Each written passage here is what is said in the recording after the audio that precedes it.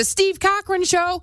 Andrea is in for Steve, but we have the man himself on the line all the way from Italy. Not Italy downtown. We're talking about Italy across the Mediterranean. Steve Cochran. Yes. Hi, Andrea. I am currently sitting in another incredible town on a hill with architecture that dates back thousands of years. I mean, these people really need to start watching some home improvement shows. They haven't changed a thing. How was the Vatican? Vatican was unbelievable. I mean, it was unbelievable, and an unbelievable amount of stairs. But no, it was incredible. Rome was incredible. We were in Orvieto this morning, which is this crazy town on a hill where the roads are about as wide as a traditional Chicago parking space. Oh, I mean, wow. I can't imagine what would come out of people's mouths as they were trying to drive. And it's just this gorgeous town. And Miranda's putting up pictures of everything. We'll have those pictures up. But we had a great time in Rome. Orvieto earlier today. We're in Siena now. Siena, an Italian word that means hilly. My favorite color. Burnt sienna. There you go. Yeah. And I just had for a minute to grab this call with you before I go on and continue to lead the tour. I'm walking around going, step it up, people. Keep up. Good God. Steve, we have a couple of questions for you from the staff who didn't want to be identified, but they each had a different question for you. Have you eaten pigeon yet?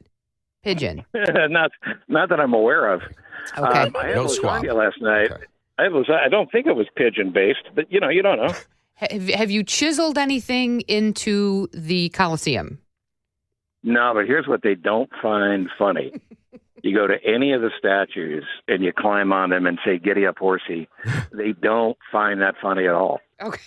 I'll tell you what I did with the Spanish Steps. And you, off the air, you had told me the Spanish Steps, it's a flight of stairs. You get it. It's historical, but it's not your thing.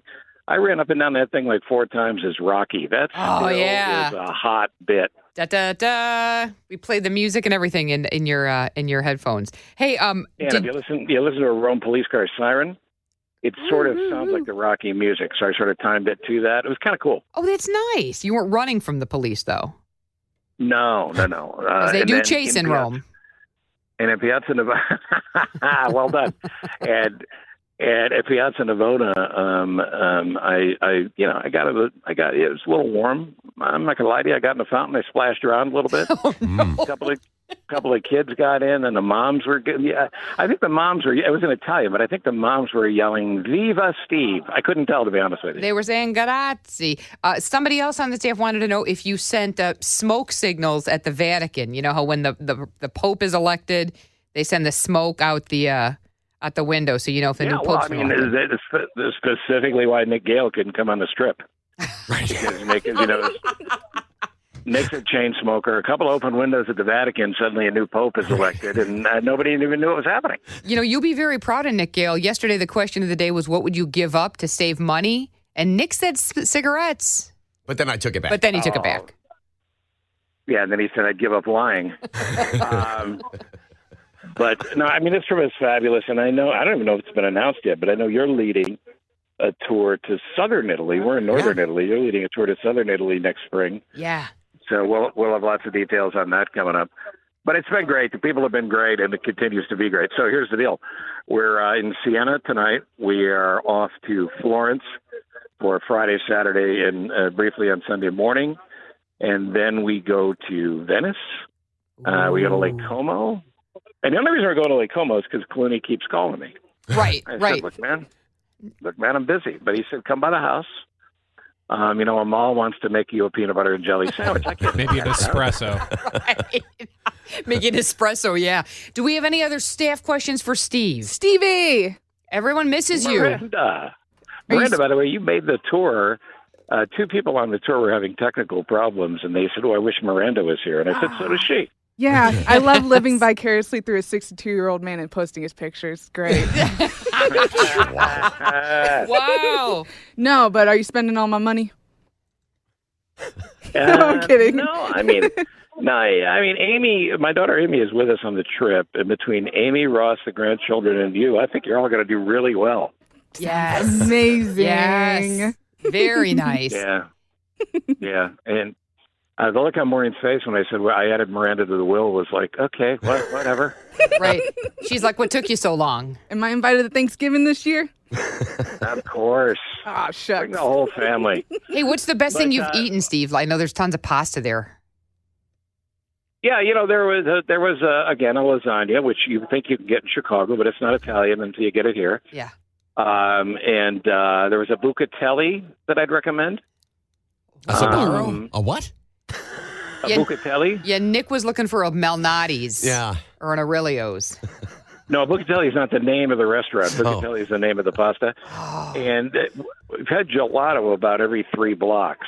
Yes. So for the 20,000 steps a day I've walked, I've actually gained 6 pounds. Right. Ask him for the stracciatella. Isn't that the I'm not chocolate? going to curse at him. Oh man, we miss you. It's rainy and overcast here, and I'm sure you have beautiful weather there.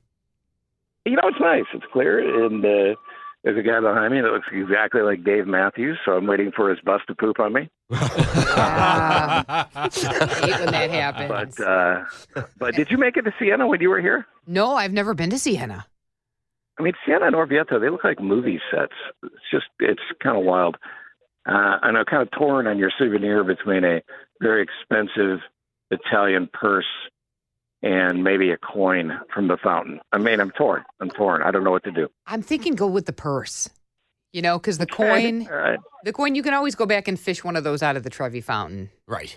I heard a statistic. You guys should look this up. I heard a statistic, because Lord knows I don't have time. Now, I'll tell you what, I'll look it up for tomorrow's visit by phone. I heard somebody say that $5 million in coins is pulled out of the Trevi fountain every year. Really? Yeah. That's where you stand. Now, that figure could be complete nonsense. Yeah. So when I hear something from somebody on the street in broken English, I take it as fact. And why Spoiler shouldn't alert, you? it's a lie.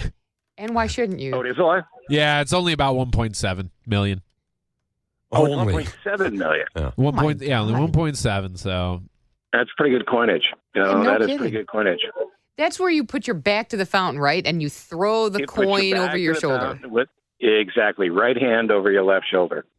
With some salt. And you got to throw it with some thump because you got to get it to the fountain. And there was a drunken tourist that was kind of mouthy. I hit him right in the eye, so I feel like my wish came true. Stay out of the fountain. Stay out of the fountain. So where are you heading next, did you say? It's Siena tonight, and then it's off to Florence tomorrow. Oh, leather goods in Florence. Don't forget.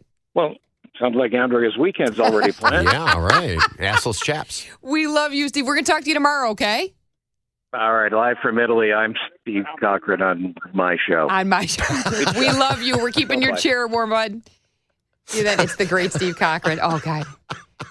Hopefully he's not splashing around that Him, fountain. I'd be pulling some of those coins out of the fountain. No kidding.